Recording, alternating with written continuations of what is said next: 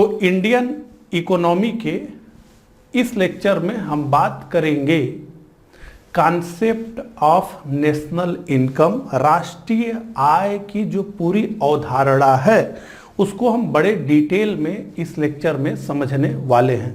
देखिए, समझने के लिहाज से यानी पढ़ने के लिहाज से और समझाने के लिहाज से यानी पढ़ाने के लिहाज से, दोनों तरीके से ये जो आज का टॉपिक है इंडियन इकोनॉमी का, ये काफ़ी मुश्किल माना जाता है, जल्दी ये समझ में नहीं आता है।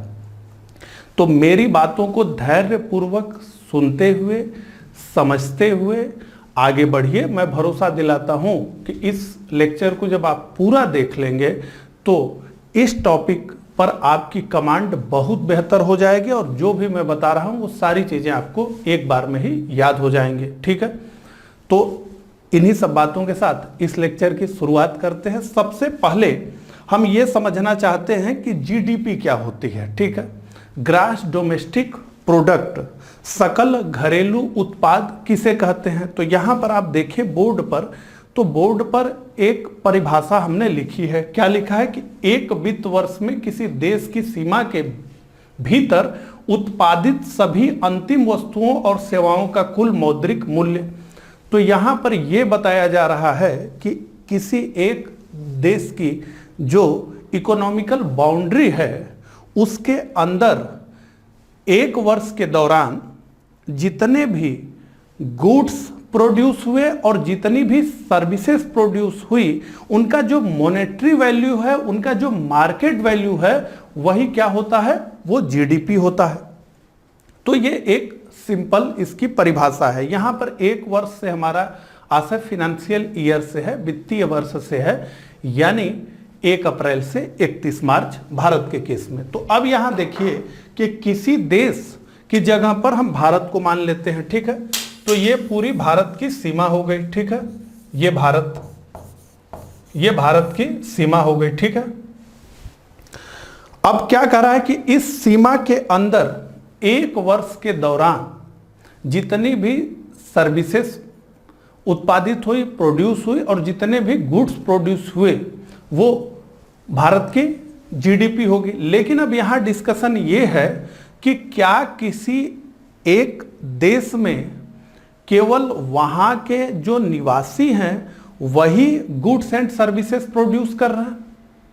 तो इसका उत्तर है कि आज के ग्लोबल टाइम में कोई ऐसा देश नहीं है जहां पर कि केवल उसी देश की कंपनियां और उसी देश के लोग काम कर रहे हो। तो भारत में जैसा कि हम जानते हैं कि बहुत सारी एमएनसीज वर्क करती हैं, जो अमेरिकन हैं, जो रसियन हैं, जो फ्रेंच हैं, जो इंग्लिश है, ऐसे करके बहुत सारे देशों के नागरिक भारत में वर्क कर रहे हैं। बहुत सारी देशों की कंपनियां भारत में वर्क कर रही हैं। ठीक है, तो जब हम जीडीपी का कैलकुलेशन करते हैं, यहां पर मैंने ये ब्रैकेट बनाया हुआ है और इसकी चर्चा हमने इस परिभाषा को समझते हुए नहीं की। वो ये इसीलिए नहीं की क्योंकि मैं ये समझाना चाहता हूं कि एक देश की सीमा के भीतर चाहे वो निवासी हो चाहे वो गैर निवासी हो, अगर वो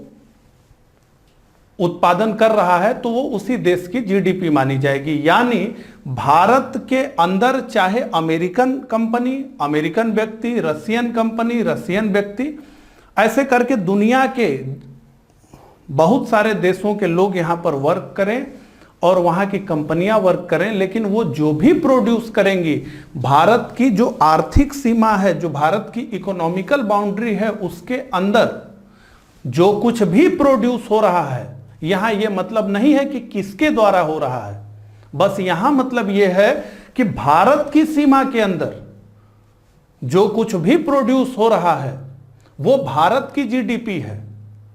ठीक है, अब जब हम जीएनपी की बात करेंगे तो इस पे हम जो है और ठीक से इसे समझ पाएंगे। इसी प्रकार से अगर हम अमेरिका का उदाहरण लें तो अमेरिका के अंदर अगर कोई भारतीय कंपनी काम कर रही है, भारत का व्यक्ति काम कर रहा है या दुनिया भर के लोग काम कर रहे हैं, तो जब अमेरिका की जीडीपी बनेगी तो उसमें केवल क्या देखा जाएगा कि अमेरिका के इकोनॉमिकल बाउंड्री के अंदर वो प्रोड्यूस हुआ कि नहीं। नागरिकता यहां पर हम नहीं देखते हैं, हम केवल और केवल क्या देखते हैं कि बाउंड्री देखते हैं कि वो किस देश की सीमा में बना है। तो भारत की जीडीपी, भारत की आर्थिक सीमा के अंदर जितने भी गुड्स सर्विसेज जनरेट होंगी उसमें हमको केवल देखना है कि वो भारत की बाउंड्री के अंदर हो रही हैं कि नहीं, तो उसे हम कहेंगे जीडीपी। अब यहां पर एक शब्द और है, वो क्या है? वो ये है कि अंतिम वस्तुओं और सेवाओं का कुल मौद्रिक मूल्य। तो फाइनल गुड्स एंड सर्विसेज लिखा गया है, ठीक है, फाइनल गुड्स एंड सर्विसेज। अब यहां हमको यह समझना है कि ये फाइनल शब्द क्या है, अंतिम शब्द का क्या है। तो अंतिम शब्द से हमारा आशय क्या है? तो ऐसे मैं एक इक्वेशन बनाता हूं, ठीक है, आप उसको देखें और हम ये समझ लें कि फाइनल विषय क्या है। तो मान लीजिए एक किसान है, वो कपास उगाता है, ठीक है।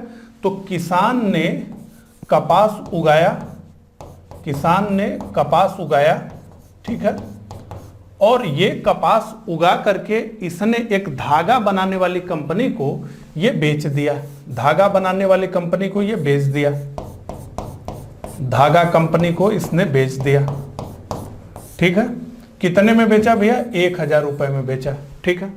अब ये जो धागा बनाने वाली कंपनी है, इसने इससे धागा बनाया, इससे धागा बनाया इस कपास से, और एक कपड़ा बनाने वाली कंपनी को बेच दिया। तो कपड़ा कंपनी सीधे लिख देते हैं, कपड़ा कंपनी, ठीक है, इसको बेच दिया। कितने में बेच दिया भैया? तो 2000 रुपए में बेच दिया। अब इस कपड़ा कंपनी ने उस धागे से क्या बनाया? देखिए, किसान ने कपास उगाया, कपास 1000 रुपए में किसको बेच दिया? एक धागा बनाने वाली कंपनी को। कपास से धागा बनाने वाली कंपनी ने धागा बनाया और वो धागा एक कपड़ा बनाने वाली कंपनी को उसने बेच दिया 2000 में। अब जो कपड़ा कंपनी है जिसने 2000 में धागा खरीदा है, वो इस धागे से कपड़ा बनाती है, ठीक है, कपड़ा बनाती है और किसको बेच देती है? उपभोक्ता को, जो अंतिम उपभोक्ता है, जो वो कपड़ा लेकर के अब सिलवाए वगैरह का, तो इसको बेच देगी कपड़ा कंपनी को। कितने का बेचेगी? तो ये मान लीजिए 3000 का बेच दिया इसने, ठीक है, इसने कितने का बेच दिया? 3000 रुपए का। तो अब अगर हम ये देखें तो 1000 यहां हमें दिखता है, 2000 यहां दिखता है, यानी 3000 दोनों को मिला के, और 3000 यहां पे दिखता है। तो अलग अलग हम देखें तो ये जो है हमको 6000 समझ में आता है। हालांकि हमारा समझने का फोकस 6000 3000 नहीं है, हमारा समझने का फोकस ये है कि फाइनल गुड्स क्या हुआ, जो फाइनल कंज्यूमर के पास आ गया। तो ये 3000 जो है, यही इसका जो है फाइनल वैल्यू है, जो कि उपभोक्ता के पास आ रही है, ठीक है। उपभोक्ता के बहुत लोग कपड़ा खरीद करके सिलवाते हैं, उस सेंस में हम कह रहे हैं। लेकिन अगर रेडीमेड की बात हो तो ये एक चरण और भी आगे बढ़ जाएगा। तो ये समझ में आ गया। तो ये अंतिम है। तो जितनी भी मध्यवर्ती वस्तुएं होती हैं उसका कैलकुलेशन हम नहीं करते हैं, हम केवल और केवल किसका कैलकुलेशन करते हैं? तो फाइनल गुड्स का हम कैलकुलेशन करते हैं, ठीक है। ये बात हमें ठीक प्रकार से समझ में आ गई। तो अब हम समझना चाहते हैं कि जीएनपी क्या होती है, यानी ग्रास नेशनल प्रोडक्ट क्या होता है, ठीक है। तो जीडीपी हमने समझ लिया। तो जीडीपी में हमने क्या बात की थी? हमने जीडीपी में बात की थी कि हम केवल किसी देश की बाउंड्री को देखते हैं। जीडीपी मतलब किसी देश की सीमा को देखते हैं, कौन उत्पादित कर रहा है उससे हमारा मतलब नहीं है। ये बात हमने जीडीपी के मामले में की। अब जीएनपी के मामले में हमको क्या करना है? जीएनपी के मामले में जीडीपी के ठीक उलट हमें चलना है। जहां की जीडीपी में हमने बाउंड्री देखी थी किसी देश की, जीएनपी में हम केवल और केवल नागरिकता देखेंगे। तो हमें यह मतलब नहीं है कि प्रोडक्शन कहां हो रहा है, हमें यह मतलब है कि प्रोडक्शन किसके द्वारा हो रहा है। तो अगर भारत का कोई नागरिक है और पूरी दुनिया में वो उत्पादन कर रहा है, ठीक है, पूरी दुनिया में वो उत्पादन कर रहा है, तो वो भारत की जीएनपी होगी। वो किसकी जीएनपी होगी? वो भारत की जीएनपी होगी। भारतीय नागरिक पूरी दुनिया में जो भी गुड्स एंड सर्विसेज प्रोड्यूस करेगा वो भारत की जीएनपी होगी। और भारत के अंदर भी भारतीयों के द्वारा जो प्रोड्यूस होगा वही भारत की जीएनपी होगी। ठीक है, तो अगर इसी प्रकार से हम समझें तो हमने जीडीपी में क्या समझा कि अगर कोई भारत का नागरिक है और अमेरिका में वो उत्पादन कर रहा है, अमेरिका की इकोनॉमिकल बाउंड्री के अंदर अगर वो उत्पादन कर रहा है तो वो अमेरिका की जीडीपी होगी। लेकिन जब अमेरिका अपना जीएनपी कैलकुलेट करेगा तो क्या करेगा वो भारतीयों द्वारा जो प्रोडक्शन हुआ है उसे घटाएगा। यही सिमिलरली जो है इसका फार्मूला भी होता है। तो कहने का मतलब है कि एक लाइन में अगर पूरी बात को हमें कंक्लूड करना हो तो हमें यह कहना होगा कि जीडीपी में हम क्या देखते हैं, इकोनॉमिकल बाउंड्री को देखते हैं, किसी देश की सीमा का ध्यान रखते हैं। और जीएनपी में हम क्या देखते हैं, केवल और केवल नेशनलिटी को हम देखते हैं। तो भारत का नागरिक पूरी दुनिया में जो भी उत्पादित करेगा, चाहे वो भारत के अंदर उत्पादित करे चाहे पूरी दुनिया के अंदर करे, वो भारत की जीएनपी होगी। तो ये समझ में आ गया। यहां क्या लिखा है, एक वित्त वर्ष में किसी देश की सीमा के भीतर या बाहर उस देश के निवासियों द्वारा उत्पादित सभी अंतिम वस्तुओं और सेवाओं का कुल मौद्रिक मूल्य। तो देश के भीतर हो या देश के बाहर हो, अगर भारतीय नागरिक द्वारा उत्पादन हो रहा है तो वो भारत की जीएनपी है। अच्छा, अब इसमें हम आगे बढ़ें तो एक चीज हम ये देखना चाहते हैं कि इसका फार्मूला क्या होता है, हम जीएनपी कैसे निकालेंगे। ठीक है, तो इसका फार्मूला होता है जीएनपी बराबर जीडीपी, जीएनपी बराबर GDP plus X minus M, plus X minus M. ठीक है, तो ये एक्स क्या है, ये एक्स है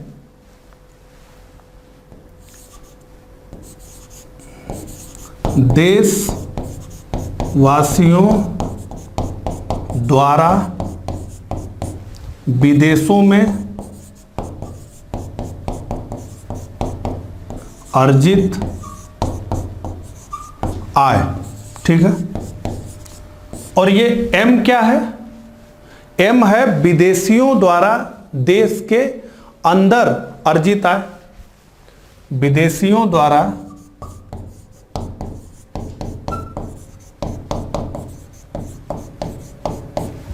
देश के अंदर अर्जित आय। ठीक है, तो जब हमें जीएनपी का कैलकुलेशन करना होगा, जब हमें जीएनपी का कैलकुलेशन करना होगा, जब हमें जीएनपी का कैलकुलेशन करना होगा तो हम क्या करेंगे, हम ये करेंगे कि जीडीपी में जोड़ेंगे किसको, एक्स को। एक्स क्या है, तो एक्स है कि देशवासियों द्वारा विदेशों में अर्जित आय। तो पहले तो हमारी जीडीपी आ गई। ठीक है, भारत की जीडीपी कैलकुलेट हो गई। फिर हम क्या करेंगे, हम ये करेंगे कि पूरे दुनिया में भारतीयों ने, देशवासियों ने जो भी आय अर्जित की है उसको जोड़ देंगे जीडीपी में। ठीक है, लेकिन यहां पर यह मत भूलिए कि जब भारत की जीडीपी तैयार की जा रही है तो इसमें विदेशियों ने भी जो प्रोडक्शन किया है वो भी जुड़ा हुआ है। जीडीपी में तो दोनों जुड़ता है। तो अब जब हम प्लस कर देंगे कि देशवासियों ने पूरी दुनिया में जो भी, यानी भारतीयों ने पूरी दुनिया में जो भी अर्जित किया उसको हम जीडीपी में जोड़ देंगे, तो इसको जोड़ते हुए ही हमें घटाना होगा। किसको घटाना होगा कि विदेशियों द्वारा देश के अंदर, यानी विदेशियों द्वारा जो भारत के अंदर उत्पादन किया गया है उसे हमें क्या करना होगा, घटा देना होगा। तभी कुल मिलाकर के हमारा क्या आ जाएगा, ये जीएनपी आ जाएगा। अब इसी को, ये जो हमने लिखा है देशवासियों द्वारा विदेशों में अर्जित आय और विदेशियों द्वारा देश के अंदर अर्जित आय, इसे और शार्ट में हम लिखेंगे तो हम ये लिखेंगे कि बाहर से आती आय, एक्स बराबर बाहर से आती आय। क्या लिखा है, देशवासियों द्वारा विदेशों में अर्जित आय। तो ये आय क्या है, बाहर से आती आय। और ये जो एम है वो क्या है, भीतर से बाहर, यानी भारत से बाहर जाती आय। तो ये समझ में आ गया। इसको एक और मामले से हम समझना चाहते हैं। ठीक है, ये पेन बहुत जो है पतली चल रही है और लिखने में इससे मजा नहीं आ रहा है, ठीक है। लेकिन अब हम इतना समझ लिए, तो थोड़ा सा हम इसमें और घुसना चाहेंगे ताकि ये एक बार में सारी बात समझ में हमको आ जाए, ठीक है। ये एक बार में हमें सारी बात समझ में आ जाए। तो अगर हम ये कल्पना करें तो किसी देश का नागरिक पूरी दुनिया से उतना ही अर्जित करता है जितना कि उसके देश में पूरी दुनिया के लोग करते हैं। यानी मैं ये बताना आपको चाहता हूं कि अगर x बराबर m हो, यानी बाहर से जाती आय और अंदर से आती, बाहर से अंदर आती आय दोनों बराबर हो, यानी x बराबर m हो, तो क्या होगा, तो GNP बराबर GDP हो जाएगी, ठीक है। और एक कंडीशन और हम देख लें, अगर मान लीजिए कोई क्लोज्ड इकोनॉमी है, यानी बंद अर्थव्यवस्था है, हालांकि दुनिया में अब कोई बंद अर्थव्यवस्था नहीं है, लेकिन फिर भी एक कल्पना करिए कि कोई एक देश है जिसके देश में ना तो कोई विदेशी कंपनी है, ना कोई विदेशी नागरिक, और ना ही उस देश का कोई नागरिक विदेशों में है और ना ही कंपनियां विदेशों में है उस देश की। तो कहने का मतलब यह है कि उस देश के निवासी केवल अपने ही देश में प्रोड्यूस कर रहे हैं, दुनिया में और कहीं नहीं कर रहे हैं, और ना ही किसी को अपने देश के अंदर आगे प्रोड्यूस करने दे रहे हैं। तो ऐसी अगर कोई इकोनॉमी है तो क्या होगा, GNP बराबर GDP होगा। तो उसका GNP जितना होगा उतने उसकी GDP होगी। तो हमने क्या लर्निंग ली इतनी बातों से, हमने ये लिया कि नेशनलिटी हम देखेंगे जब GNP की बात करेंगे, और जब GDP की बात करेंगे तो हम इकोनॉमिकल बाउंड्री को देखेंगे, किसी देश की आर्थिक सीमा को देखेंगे। तो इतनी बात हमको समझ में आ गई। अब जब इतनी बात हमें समझ में आ गई तो अब हम आगे बढ़ेंगे और बात हम ये करेंगे कि ये NDP क्या होता है, यानी नेट डोमेस्टिक प्रोडक्ट क्या होता है, यानी शुद्ध घरेलू उत्पाद क्या होता है। यहां पर हमने क्या देखा, सकल घरेलू उत्पाद की बात हमने की, यानी GDP की बात की। अब हम बात करना चाहते हैं शुद्ध घरेलू उत्पाद यानी नेट डोमेस्टिक प्रोडक्ट की। तो अब GDP से हम बात करना चाहेंगे NDP की। तो देखिए, उत्पादन में, प्रोडक्शन में जो भी फैक्टर्स लगते हैं, तमाम तरह के फैक्टर्स हैं, मशीनरी है, बिल्डिंग है, ठीक है। तो ये जो फैक्टर्स हैं, ये समय के साथ इनके का जो मूल्य है उसमें ह्रास होता है, जिसे हम डेप्रिसिएशन कहते हैं, ठीक है। कोई भी फैक्टर्स का समय के साथ अवमूल्यन होता है, ठीक है। और हम कहें तो उनमें जो है घिसावट होती है, टूट फूट होती है, तो उनका मूल्य क्या होता है कि कम होते चला जाता है। तो जब उत्पादन हम करते हैं तो हमारे जो भी फैक्टर्स लगे हैं उनके मूल्य का ह्रास भी होता है। तो हम जब अपना कैलकुलेशन करना चाहते हैं तो हम ये चाहते हैं कि जो डेप्रिसिएशन है ये क्या है, ये हानि है। मूल्यह्रास क्या है, हानि है। तो इस हानि को हम घटा दें ताकि हमें एक्चुअल फिगर मिल जाए कि शुद्ध घरेलू उत्पाद कितना हुआ। ये क्या है, ये ग्रास है। ग्रास में से क्या हमें घटाना होगा, मूल्यह्रास। और जैसे ही मूल्यह्रास घटा देंगे वैसे ही GDP से जैसे ही मूल्यह्रास घटाएंगे वैसे ही NDP हो जाएगी। तो जैसे इसी बात पे कुछ उदाहरण ले लेते हैं। जैसे एक ट्रक है, अब वो ट्रक है 10 लाख रुपए का, उसका जीवन है 10 वर्ष, ठीक है। तो हम ये मान लेते हैं कि 1 लाख रुपए प्रति वर्ष इसके मूल्य में कमी आएगी। हालांकि एक बात मैं आपको बताना चाहूंगा कि केंद्रीय उद्योग मंत्रालय पूरा प्रॉपर लिस्टिंग करता है कि किस प्रोडक्ट में कितना जो है डेप्रिसिएशन होता है। जैसे आप इंश्योरेंस कराने जाते हैं अपनी गाड़ियों के, तो वो लिखा होता है कि पहले साल इतना, फिर उसके बाद इतना, फिर 5 साल के बाद इतना इतना होगा। तो वो वैल्यूएशन करते हैं, ठीक है। तो आपने 8 लाख रुपए की कार खरीदी, अगले साल उसका वैल्यूएशन करेंगे 5 लाख रुपए, तो ये 3 लाख रुपए क्या है, ये मूल्यह्रास है या डेप्रिसिएशन है। और इसलिए जो फैक्टर्स लगे हैं उनमें जो डेप्रिसिएशन होता है वो हमें घटाना पड़ता है, तभी जाकर के हम सकल से यानी ग्रास से हम जो है शुद्ध यानी नेट पर आ पाते हैं। तो अब अगर हमें ये पता करना हो कि एनडीपी का फार्मूला क्या है, तो बस इतना है कि एनडीपी बराबर जीडीपी माइनस मूल्यह्रास, ठीक है, ये फार्मूला है। इसी प्रकार से अगर हम नीचे आए तो यहां पर क्या लिखा है, एनएनपी यानी नेट नेशनल प्रोडक्ट, तो इसमें क्या है, यहां पर परिभाषा लिखी गई है, तो इसमें भी बस यही करना है कि एनएनपी निकालने के लिए जीएनपी जो है, जो ग्रास नेशनल प्रोडक्ट है, उसमें से मूल्यह्रास को हमें जो है, तो एनएनपी बराबर क्या हो जाएगा, एनएनपी बराबर हो जाएगा जीएनपी माइनस मूल्यह्रास, ठीक है। तो ये फार्मूला है एनडीपी बराबर जीडीपी माइनस मूल्यह्रास और एनएनपी बराबर जीएनपी माइनस मूल्यह्रास, ठीक है। अब यहीं पर हम समझना चाहते हैं किसको, पीसीआई को। पीसीआई क्या होती है उसको भी हम यहीं पर समझना चाहते हैं। तो ये जो एनएनपी हमने निकाला, यहां पर आप देख रहे हैं, ये जो एनएनपी निकला, यही एनएनपी फैक्टर कास्ट पर एनआई हो जाता है। ये एनएनपी फैक्टर कास्ट पे क्या हो जाता है, एनएनपी फैक्टर कास्ट पे क्या हो जाता है, एनआई, यानी इसी को हम कहते हैं नेशनल इनकम, राष्ट्रीय आय। फैक्टर का क्या होता है उसकी बात हम जो है करेंगे कि फैक्टर कास्ट हम किसको कहते हैं, उसकी बात हम अभी आगे करने वाले हैं, ठीक है।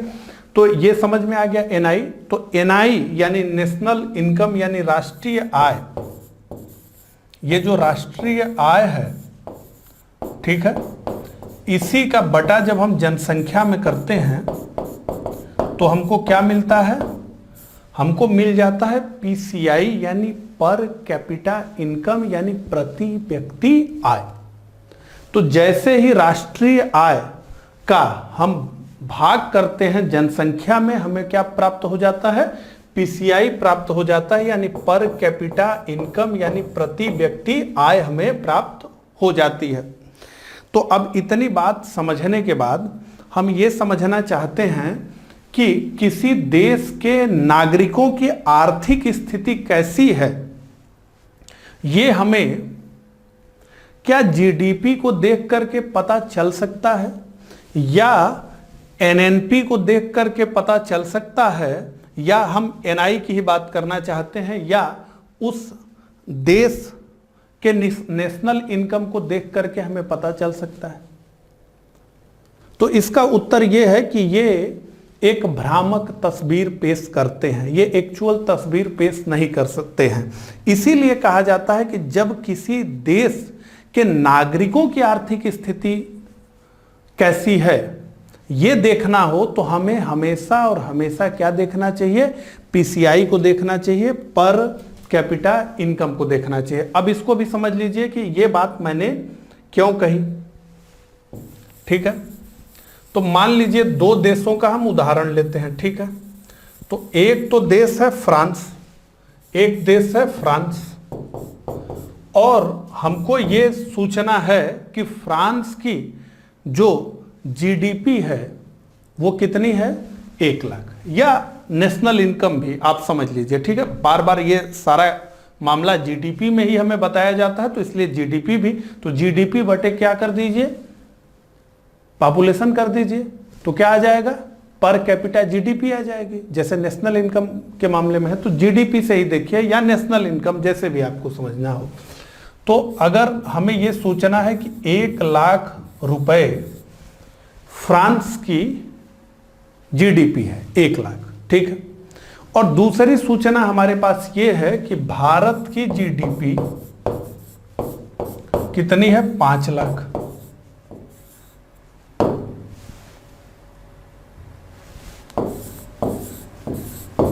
भारत की जीडीपी कितनी है, 5 लाख, ठीक है। फ्रांस की जीडीपी 1 लाख, भारत की जीडीपी 5 लाख।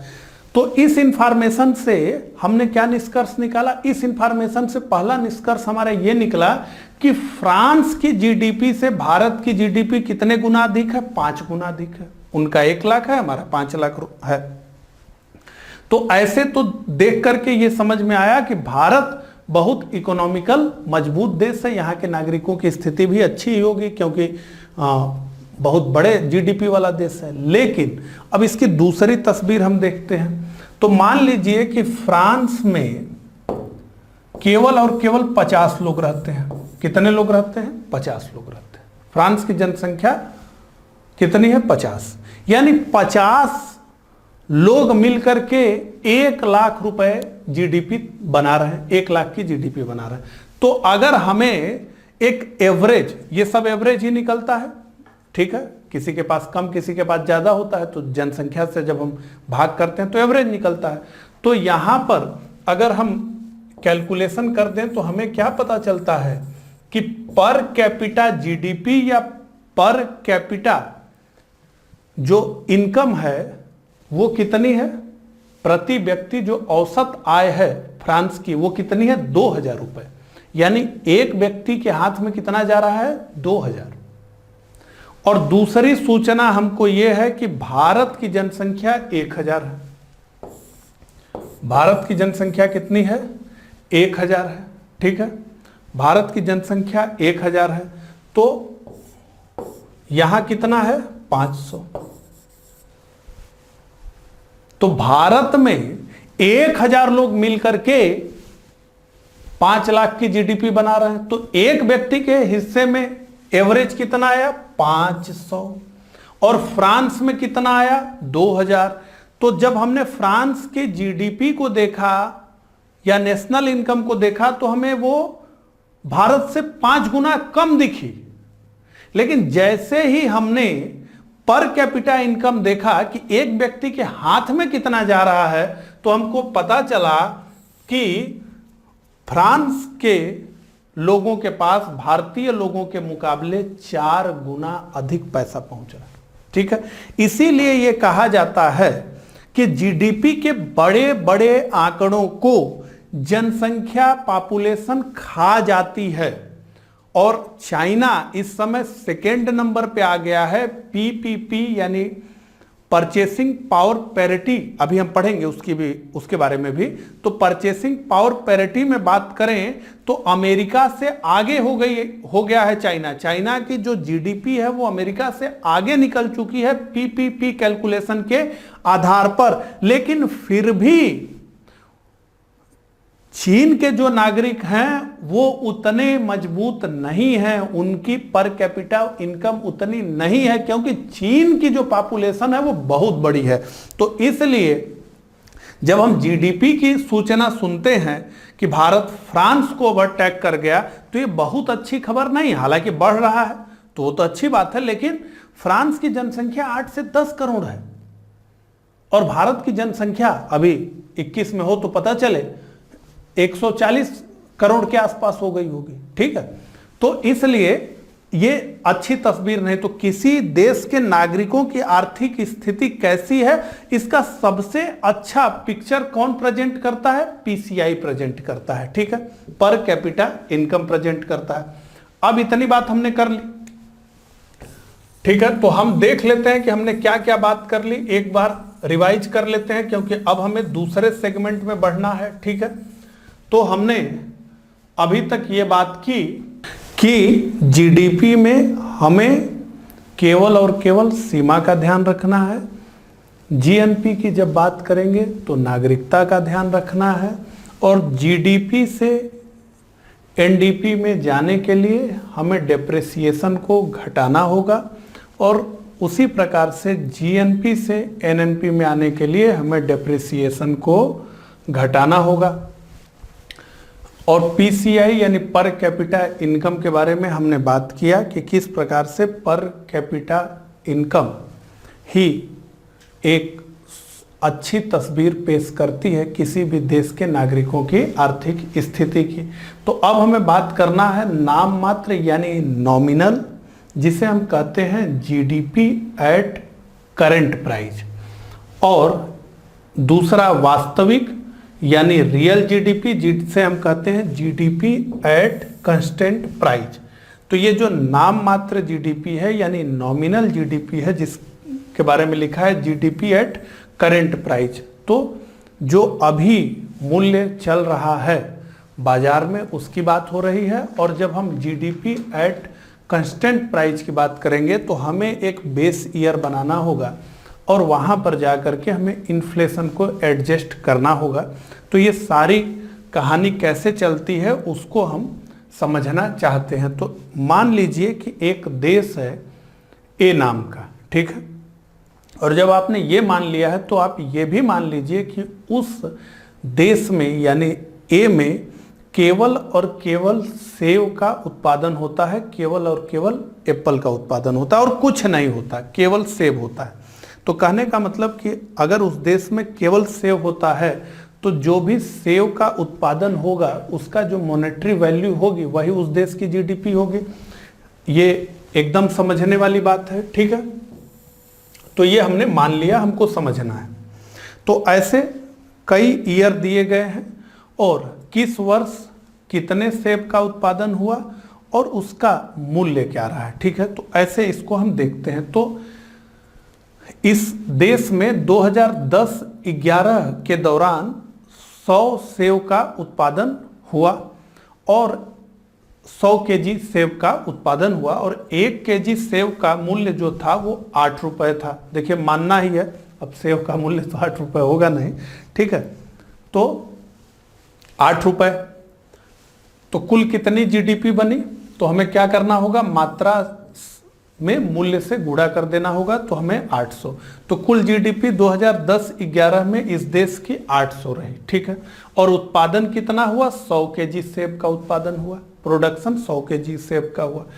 2011-12 में हमने ये देखा कि उत्पादन में थोड़ी बढ़ोतरी हो गई और ये 100 केजी से 110 केजी उत्पादन हो गया। लेकिन मूल्य में भी हमने देखा कि बढ़ोतरी हो गई, यानी इन्फ्लेशन हो गया, यानी महंगाई हो गई, तो मूल्य में क्या हो गया? बढ़ोतरी हो गई। तो मूल्य में जब हम इंक्रीज देखते हैं, प्राइस में इंक्रीज देखते हैं, तो ये जीडीपी कितनी हो गई? 1100। अब यहां पर एक बात रुक करके समझ लीजिए कि अगर हम 2010-11 के हिसाब से देखें तो हम ये देखते हैं कि केवल कितना उत्पादन बढ़ा है? 10 केजी, केवल 10 केजी उत्पादन बढ़ा है। और अगर हम 10-11 के मूल्य पे जाएं तो इस 10 केजी का कितना वैल्यू है?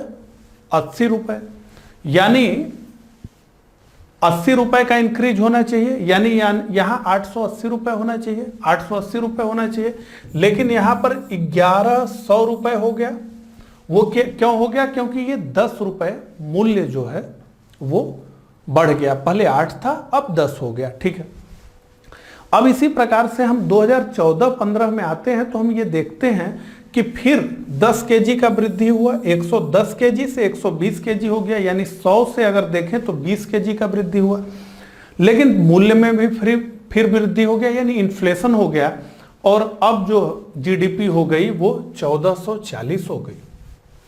और फिर 2017-18 में अगर हम आए तो हम ये देखते हैं कि फिर 10 केजी का उत्पादन में वृद्धि हुआ, मूल्य में 1 रुपए की और बढ़ोतरी हो गई 14-15 के हिसाब से और कुल जीडीपी 1690 हो गया।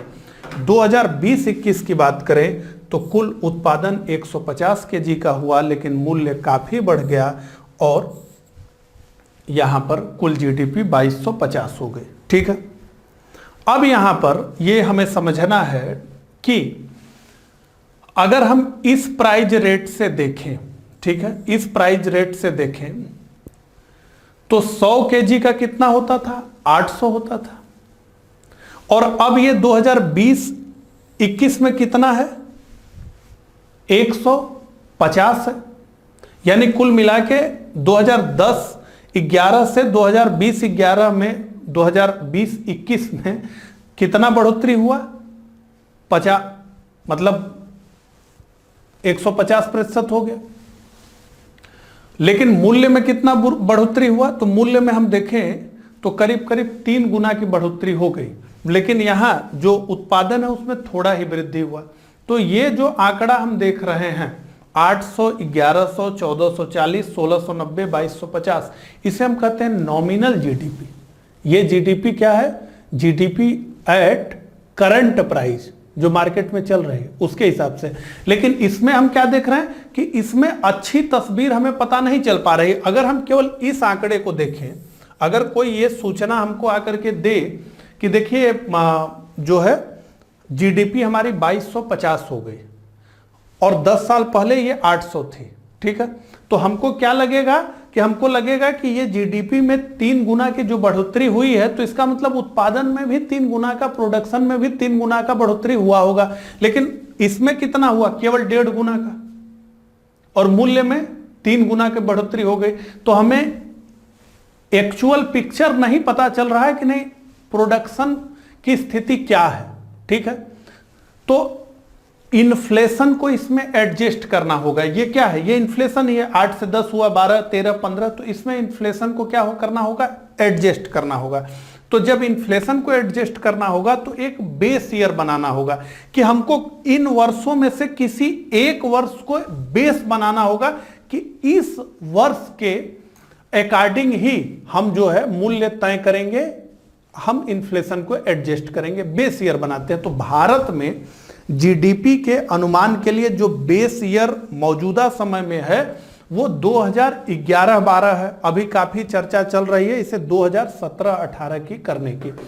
इससे पहले 2004-5 था। तो सरकार बेस ईयर तय करती है, ठीक है। इससे पहले 2004-5 था, ये कब तक चला? 2015 तक चला। 2015 में ये तय किया गया कि अब 2011-12 हो गया होगा, और अब बात कही जा रही है कि 2017-18 होगा। तो ऐसे एक बेस ईयर तय किया जाता है, ये समझ लीजिए, ऐसे एक बेस ईयर तय किया जाता है, ठीक है।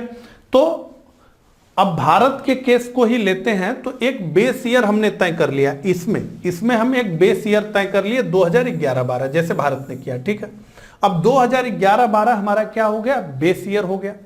अब हमको निकालना है 2020-21 की जीडीपी। तो हम क्या देख रहे हैं कि हम देख रहे हैं कि ये 2250 आ जा रहा है। भाई 150 केजी सेब का उत्पादन हुआ, 15 रुपए केजी उसका रेट है, तो 2250 इसका जो है हो गया नॉमिनल जीडीपी, ठीक है। लेकिन जब हम इसे कांस्टेंट जीडीपी पे जाना होगा, वास्तविक जीडीपी पे यानी रियल जीडीपी पे, तो हमें यह करना होगा कि ये 2011-12 का जो प्राइस है यानी 10 रुपए जो प्राइस है उससे गुणा करना होगा, ठीक है। इससे गुणा करना होगा 10 रुपए के प्राइस से, और तब हमें पता चलेगा कि ये रियल जीडीपी है। कि मतलब बेस ईयर के प्राइस पर जाकर के आप कैलकुलेशन करिए। ये देखिए 2020-21 निकाल रहे हैं, 2017-18 निकाल रहे हैं, 14-15 निकाल रहे हैं, 15-16 निकाल रहे हैं, लेकिन आपको देखना कहां है? आपको देखना है कि हमारा बेस ईयर कहां है। इसी प्रकार से अगर भारत में ये 17-18 हो जाए तो फिर हमको ये मूल्य निकालना पड़ेगा, ठीक है, ये मूल्य हमको निकालना पड़ेगा। तो सरकार को एक बेस ईयर तय करना पड़ता है, और उसी बेस ईयर पे जाकर के हमको कैलकुलेशन करना पड़ता है उस बेस ईयर में क्या प्राइस था, उससे गुणा करना पड़ेगा। तब हमें पता चलता है कि ये हमारी रियल जीडीपी है। ये सब क्या है? ये इन्फ्लेशन है। तो यहां पर उत्पादन तो कम बढ़ रहा है, लेकिन मूल्य बढ़ने की वजह से, इन्फ्लेशन होने की वजह से ये 2250 आ गया। एक्चुअल में उत्पादन कहां बढ़ा? और बढ़ा तो केवल मामूली 1.5 गुना, और प्राइस में बहुत बढ़ोतरी होगी। तो ये सही पिक्चर बताएगा कि भैया यही हुआ है, एक्चुअल यही है, ये तो भ्रामक है, ये तो मार्केट का वैल्यू है, इसका कोई मतलब नहीं। इसमें तो केवल और केवल इन्फ्लेशन जुड़ा हुआ है। तो जब हम इन्फ्लेशन को एडजस्ट कर दिए, कैसे किया हमने? हम बेस ईयर पे गए। बेस ईयर पे हमारा मूल्य हमको 10 रुपए पता था, तो हमने जो है गुणा कर दिया, 1500 आ गया। इसका मतलब हमने इन्फ्लेशन को एडजस्ट कर लिया, ठीक है। तो ये पूरी कहानी है। कमेंट करके जरूर बताइएगा। मैंने तो अपने तरफ से पूरा प्रयास किया कि आपको समझा सकूं। तो देखिए, हम जीडीपी फैक्टर कास्ट और जीडीपी मार्केट प्राइस समझें उससे पहले हम ये समझना चाहेंगे कि फैक्टर कास्ट क्या होता है और मार्केट प्राइस क्या होता है। ठीक है, तो यहां पर एक परिभाषा लिखी है, इसको पढ़ने के साथ ही हम शुरू करेंगे। तो किसी वस्तु या सेवा के उत्पादन में प्रयुक्त उत्पादन कारकों, भूमि, श्रम, पूंजी, मशीन, उद्यमिता के संपूर्ण मौद्रिक मूल्य को फैक्टर कास्ट कहा जाता है। तो किसी भी चीज को प्रोड्यूस करने के लिए क्या क्या रिक्वायरमेंट है, तो भूमि की रिक्वायरमेंट है, तो भूमि के लिए क्या करना होगा, लैंड के लिए क्या करना होगा, रेंट देना होगा। श्रम की रिक्वायरमेंट है, लेबर की रिक्वायरमेंट है, लेबर को क्या देना होगा, सैलरी और वेजेस देना होगा। पूंजी लगेगी और ये जो पूंजी लगेगी, ये जो कैपिटल लगेगा, इसके लिए क्या देना होगा, इंटरेस्ट देना होगा। ठीक है, और उद्यमिता लगेगी, एंटरप्रेन्योरशिप लगेगी, तो इसके लिए क्या होगा, ये लाभ लेगा। तो कहने का मतलब ये है कि कोई भी वस्तु जो उसका कुल लागत है, उसे बनाने में जितना भी लागत लगा, उसे हम क्या कहते हैं, फैक्टर कास्ट कहते हैं। जैसे आप बाजार में जाते हैं और 32,000 रुपए में एक लैपटॉप आप परचेस करते हैं। ठीक है, ये 32,000 रुपए में आपने लैपटॉप परचेस कर लिया। अब इसमें आप देखते हैं, एक मानने के लिए, ठीक है, एग्जैक्ट नहीं है, आप देखते ये हैं कि आपको जब बिल मिला, जो आपने परचेस किया उसका जब आपको बिल मिला, तो उसमें लिखा रहता है कि 28,000 रुपए तो लैपटॉप का प्राइस है, और फिर उसके नीचे लिखा रहेगा 4,000 रुपए, और ये 4,000 रुपए लिखा रहेगा कि ये आपका जो है जीएसटी है, यानी टैक्स है, और इन दोनों को जोड़ करके आपको 32,000 रुपए देना है। तो ये जो 28,000 है, ये क्या है, ये फैक्टर कास्ट है। मतलब उत्पादन की जो लागत आई, उसमें जो उद्यमी है उसका लाभ जुड़ा है, जो दुकानदार है सबका लाभ जुड़ा है। उसके बाद आपके हाथ में जब ये आ रहा है, मतलब पूरा लागत जोड़ करके, तो 28,000 रुपए में आ रहा है। लेकिन बीच में क्या हो जा रहा है कि बीच में सरकार आ जा रही है, और सरकार कह रही है कि हमें इस पर टैक्स चाहिए। तो ये एक्चुअल उत्पादन तो नहीं है, बाहर से ये टैक्स थोपा गया है इस पे, तो ये 32,000 रुपए का हो जाता है। ठीक है, तो यहां पर ये है कि ये जो 32,000 का फिगर देख रहे हैं, ये क्या है, 32,000 का जो फिगर है, ये है मार्केट प्राइस, यानी जिस मूल्य पर आपको बाजार में वस्तु और सेवा मिलती है, वो मार्केट प्राइस है। तो आप जो भी खरीद के अपने घर लाते हैं, वो मार्केट प्राइस है। लेकिन अगर टैक्स को आप हटा दें, जो उस पर टैक्स लगा है, अगर उसे एक किनारे कर दें, तो वो फैक्टर कास्ट है। यानी इस केस में हम देखें तो 28,000 रुपए फैक्टर कास्ट है, लेकिन ये जो 32,000 है, ये मार्केट प्राइस है, क्योंकि इसमें जो है सरकार ने टैक्स ऐड कर दिया है। 4,000 रुपए सरकार ने टैक्स इस पे ले लिया है। तो अगर बहुत साधारण तरीके से समझना हो और दिमाग में इस चीज को हमेशा के लिए बैठा लेना हो, तो बस हम ये कहेंगे कि फैक्टर कास्ट वो है जिस पर सरकार का हस्तक्षेप नहीं है, यानी गवर्नमेंट का कोई रोल उसमें नहीं है, गवर्नमेंट का कोई इंटरवेंशन उसमें नहीं है। तो फैक्टर कास्ट यानी अभी सरकार आई नहीं है, यानी सरकार का कोई हस्तक्षेप नहीं है। और जहां मार्केट प्राइस की बात आई, वहां सरकार का हस्तक्षेप आ गया टैक्स के रूप में। अब सरकारी जो हस्तक्षेप होता है वो दो तरीके से होता है। सरकार केवल टैक्स ही नहीं लगाती, बल्कि सरकार सब्सिडी भी देती है। तो बहुत सारे सेक्टर्स हैं जिसमें सरकार सब्सिडी देती है।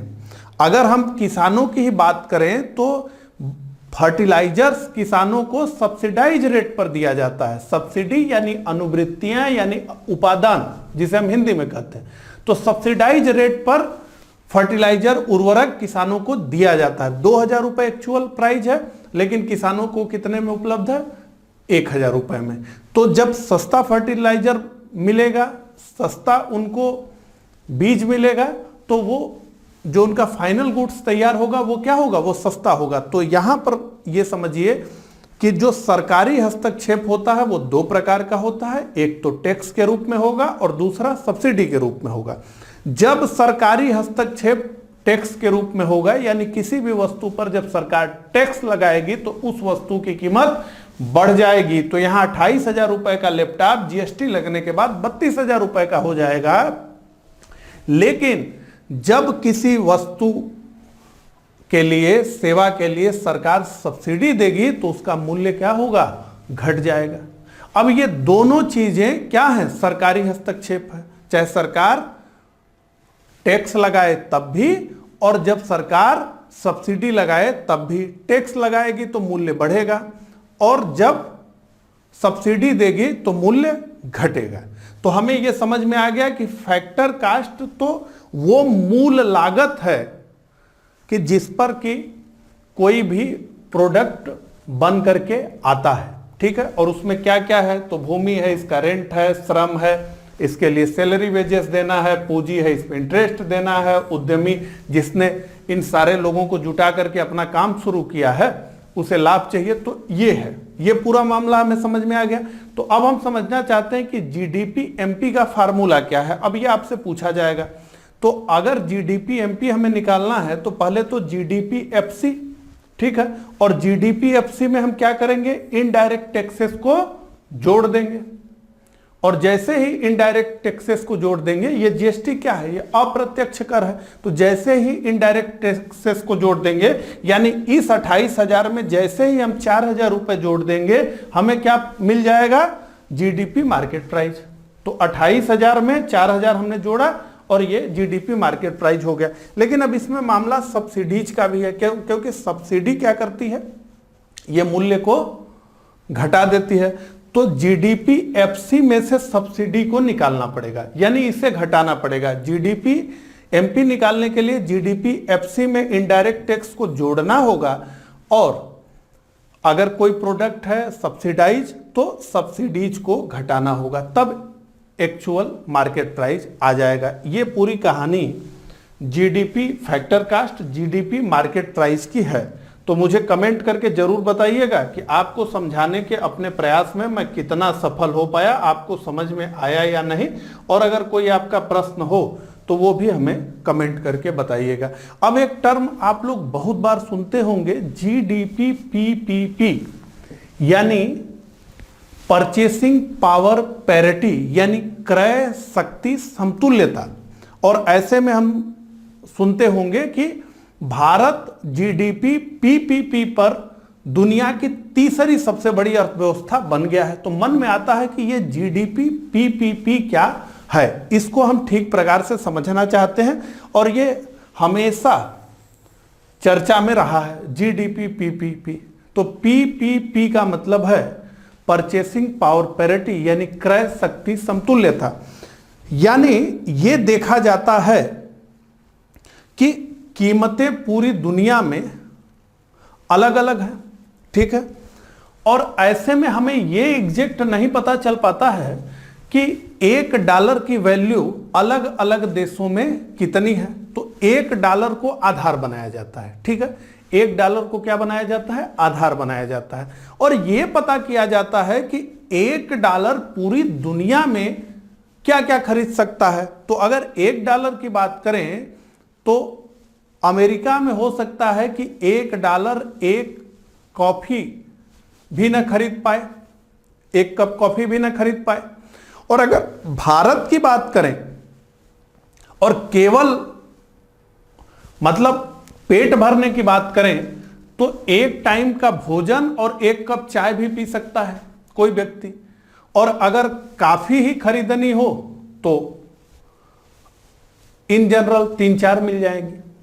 तो कहने का मतलब यह है कि भारत में $1 अधिक वस्तुओं को खरीद सकता है अमेरिका में $1 के मुकाबले। अमेरिका के अंदर $1 की वैल्यू उतनी नहीं है जितना भारत के अंदर $1 की वैल्यू है। मेरी बात को ध्यान से समझते हुए चलिए, अब इसी को एक एग्जाम्पल में लेते हैं। देखिए, हमारे पास 2 सूचना है। एक तो सूचना यह है कि ए ये अमेरिका में रहता है और $2000 कमाता है, और दूसरी सूचना यह है कि बी है, ये भारत में रहता है और $2000 कमाता है, यानी अगर हम देखें तो ये 1.5 लाख रुपए कमा रहा है बी। ठीक है, तो डॉलर में ही डिस्कशन अपनी हम रखते हैं। तो आपको ये कैसे पता चलेगा कि कौन अच्छी जिंदगी जी रहा है, यानी कौन खुशहाल है या कौन ज्यादा इकोनॉमिकल मजबूत है, किसकी आर्थिक स्थिति अच्छी है? ये दोनों सूचना है। ए $2000 कमाता है, अमेरिका में रहता है, बी $2000 कमाता है, भारत में रहता है। तो ये कैसे पता चलेगा? तो ये इस प्रकार से है कि अगर अमेरिका में औसत 2 BHK फ्लैट का रेंट आप देखेंगे तो $1000 है, $1000 है। हाउस होल्ड केवल खाना पीना इन सब चीजों की बात करिए तो $500 महीने बड़े आराम से इसमें $500 खत्म हो जाते हैं। और बहुत मिनिमम तरीके से, बहुत लो क्वालिटी लाइफ जीने की मैं बात कर रहा हूं, केवल मैं रहने और भोजन की बात किया हूं और कुछ नहीं इसमें। और यह सूचना आपके पास हो गई। अब दूसरी सूचना आपके पास यह है कि भारत में $200 में 2 BHK का फ्लैट मिल जाएगा। भारत में अगर कोई $200 खर्च करे तो ग्रासरी के सारे आइटम्स आ जाएंगे। ठीक है, तो इसका मतलब यह है कि भारत में जो डॉलर का वैल्यू है वो अधिक है। वहां $1000 खर्च करने पर मिलेगा 2 BHK फ्लैट, और यहां पर केवल $200 में ही हमें 2 BHK का फ्लैट रेंट पर मिल जाएगा। तो इसका मतलब यह है कि ये जो बी है इसका $2000 बहुत अधिक है।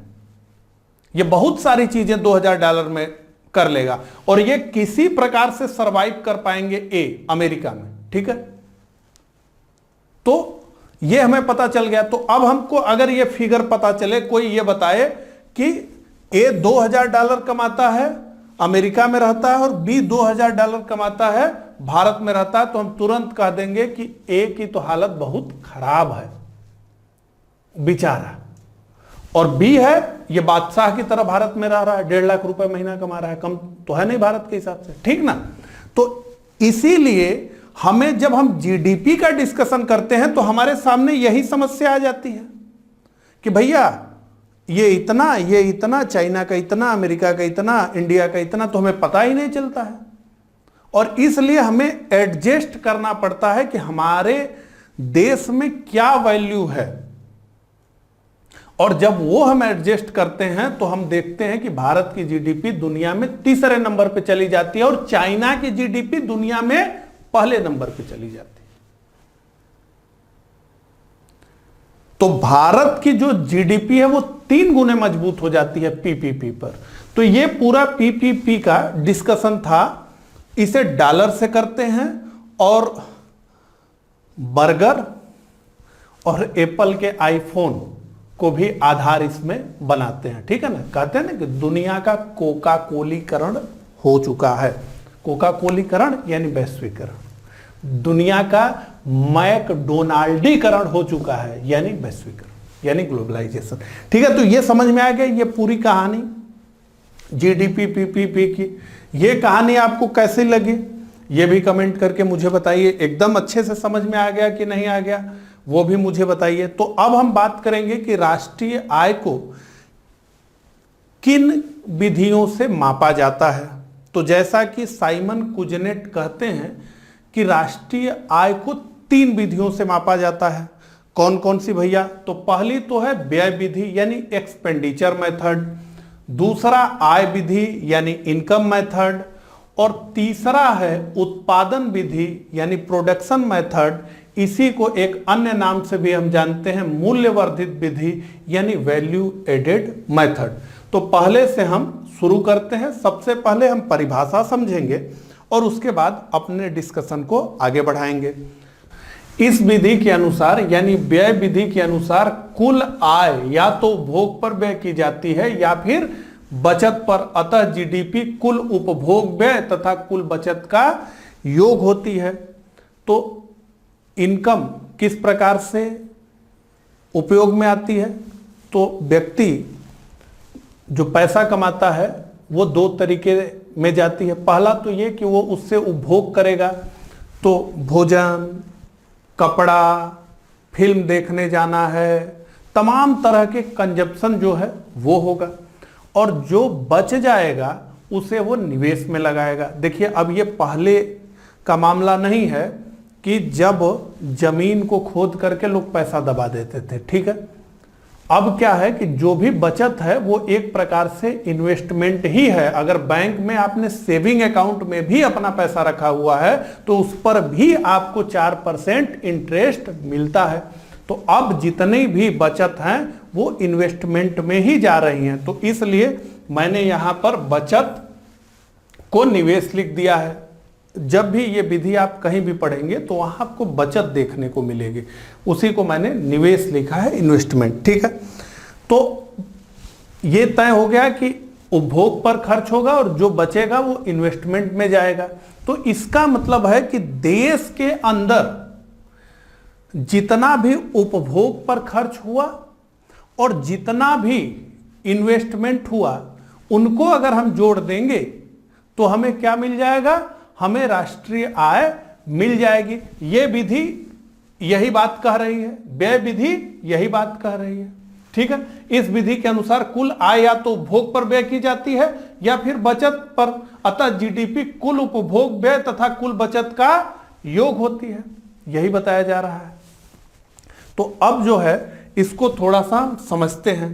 तो अब एक इक्वेशन यहां पर लिखा हुआ है, उसको देख लीजिए। तो जीडीपी बराबर सी यानी कंजप्शन यानी निजी उपभोग की यहां पर बात हो रही है, क्योंकि हम गवर्नमेंट को अलग करते हैं। इसमें जो गवर्नमेंट के द्वारा एक्सपेंडिचर किया जाता है उसे हम अलग कर देते हैं। गवर्नमेंट एक बड़ी एंटिटी है, ठीक है। तो हम केवल निजी उपभोग की बात कर रहे हैं, प्राइवेट कंजप्शन की बात कर रहे हैं, ठीक है। तो निजी उपभोग सी, ठीक है। और उसके बाद आई इन्वेस्टमेंट यानी निवेश। तो निजी उपभोग में है क्या कि किसी भी वस्तु और सेवा की पहली खरीद, इस पे हम अभी आते हैं। निवेश में क्या है? तो शेयर में पैसा लगाया जा सकता है, बैंक में पैसा लगाया जा सकता है, मकान आदि को खरीदने में यह निवेश किया जा सकता है। सरकारी व्यय को हम अलग रखते हैं। सरकार बहुत अधिक व्यय करती है ना, एक बड़ी एंटिटी है गवर्नमेंट। तो अब जैसे कर्मचारियों को वेतन देना है, भत्ता देना है, खरीदारी करना है और ऐसे तमाम खर्च हैं सरकार के, ठीक है।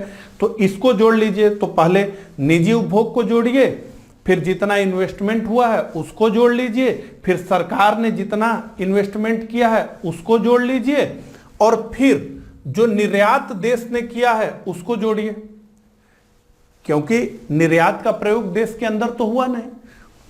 प्रोड्यूस हुआ गुड्स सर्विस और हम उसे सीधे एक्सपोर्ट कर दिए, तो वो तो हमारे द्वारा ही बनाया गया है, तो उसको जो है जोड़ लीजिए। लेकिन आयात को घटा दीजिए, इंपोर्ट को घटा दीजिए। क्यों इंपोर्ट को घटा दीजिए? तो जो भी कुछ आप इंपोर्ट करते हैं वो वही चीजें हैं जो आपके देश में नहीं होती हैं। जो चीज आपके देश में होगी उसे आप इंपोर्ट नहीं करेंगे, तो इंपोर्ट को आपको घटाना होगा, इंपोर्ट को आपको घटाना होगा, ठीक है। तो C प्लस आई प्लस जी प्लस एक्स माइनस एम, ये आपका फार्मूला तैयार होता है, ठीक है। एक एक बात समझ में आ गई। निजी उपभोग को जोड़ दीजिए, निवेश को जोड़ दीजिए, सरकारी व्यय को जोड़ दीजिए, निर्यात को जोड़ दीजिए और आयात को घटा दीजिए, ठीक है। अब यहां पर एक बात आपको ध्यान से समझनी है, वो कि यहां पे लिखा है किसी भी वस्तु और सेवा की पहली खरीद, किसी भी वस्तु और सेवा की पहली खरीद। तो एक एग्जाम्पल हम ये लेते हैं कि आपके पास एक कार है, आपको एक कार खरीदनी है। आप शोरूम में गए और कार को आप खरीद करके ले आए, 10 लाख रुपए आपने उस कार के लिए दिया, ठीक है। तो ये जो आपने एक्सपेंडिचर किया ये तो जीडीपी में जुड़ेगा, लेकिन उस कार को आपने 2 साल प्रयोग कर लिया और 2 साल प्रयोग करने के बाद आपने उस कार को किसी दूसरे व्यक्ति को 5 लाख रुपए में बेच दिया, तो ये नहीं जुड़ेगा। तो क्या लिखा है कि किसी भी वस्तु और सेवा की पहली खरीद, यानी सेकेंड हैंड नहीं चलेगा। आपने एक बार कार खरीदी जब वो शोरूम से, तो एक बार उसकी एंट्री हो गई।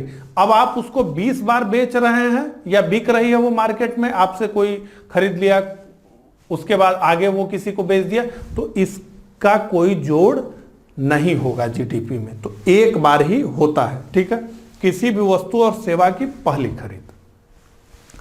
लेकिन अब इसमें एक बात है कि आपने 10 लाख रुपए की कार खरीदी थी, 2 साल बाद आप चाहते हैं कि इसको मैं बेच दूं, लेकिन आपसे वो बिक नहीं रही है। तो आप एक ब्रोकर के पास गए और उससे आपने कहा कि देखो मुझे ये कार बेचनी है और इसको तुम बिकवा दो। तो उसने कहा कि ठीक है, हम बिकवाने के लिए तो बिकवा देंगे, लेकिन भैया हमें इसके लिए कमीशन चाहिए। आपकी कार मैं बिकवाऊंगा तो मुझे 10,000 रुपये चाहिए। तो आपने कहा कि ठीक है भैया, इसको बिकवाइए। तो मान लीजिए उसने आपकी कार बिकवा दी और आपने 10,000 रुपये कमीशन उसको दे दिया। तो ये जो ब्रोकरेज चार्ज लिया गया 10,000, ये क्या है? ये पहली बार जनरेट हुआ, इससे पहले नहीं हुआ था। तो ये 10,000 जुड़ेगा उसमें, लेकिन कार आपने 4 लाख में बेची या 5 लाख में बेची, ये नहीं जुड़ेगा। लेकिन ये जो ब्रोकरेज उसने लिया है, ये पहली बार जनरेट हुआ है, ठीक है। तो ये सेवा जो है ये पहली बार जनरेट हुई है। आपने सेकेंड हैंड कार ही बेची है, लेकिन ब्रोकरेज का जो 10,000 रुपया है, ये जो पहली अपने सर्विस के बदले उसने 10,000 आपसे लिया, ये पहली बार जनरेट हुआ, तो ये जीडीपी में जोड़ा जाएगा। तो ये पूरी कहानी समझ में आ गई। अब इसको बहुत ही सिंपल इक्वेशन में समझते हैं। तो जीडीपी बराबर consumption plus investment plus government, यानी गवर्नमेंट का एक्सपेंडिचर, एक्स माइनस एम, ये फार्मूला है, एक्सपोर्ट माइनस इंपोर्ट। अब आ जाते हैं दूसरे विधि पर, जिसे कहते हैं आय विधि यानी इनकम मेथड। ये क्या कहता है? वो व्यय विधि था, वो व्यय की बात कर रहा था। ये क्या बात कर रहे हैं? तो इस विधि में जीडीपी का आकलन किसी देश के सामान्य निवासियों द्वारा अर्जित कारक आय के कुल जोड़ के रूप में किया जाता है। तो ये माना जाता है कि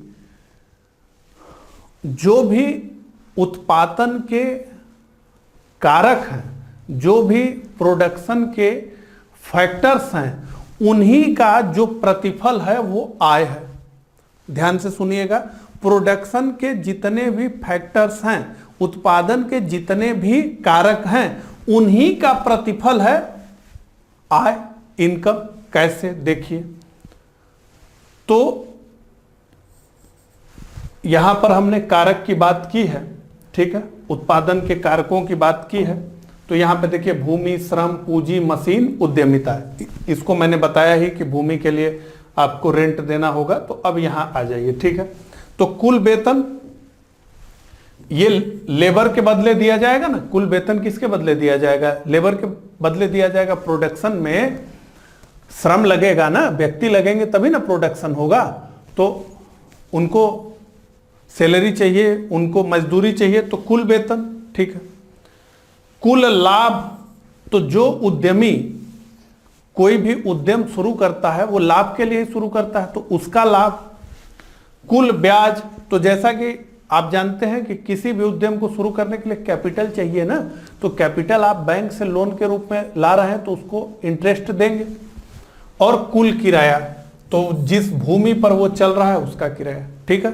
तो हमने क्या कहा कि हम ये मानते हैं कि जो इनकम है वो उत्पादन के कारकों का प्रतिफल है।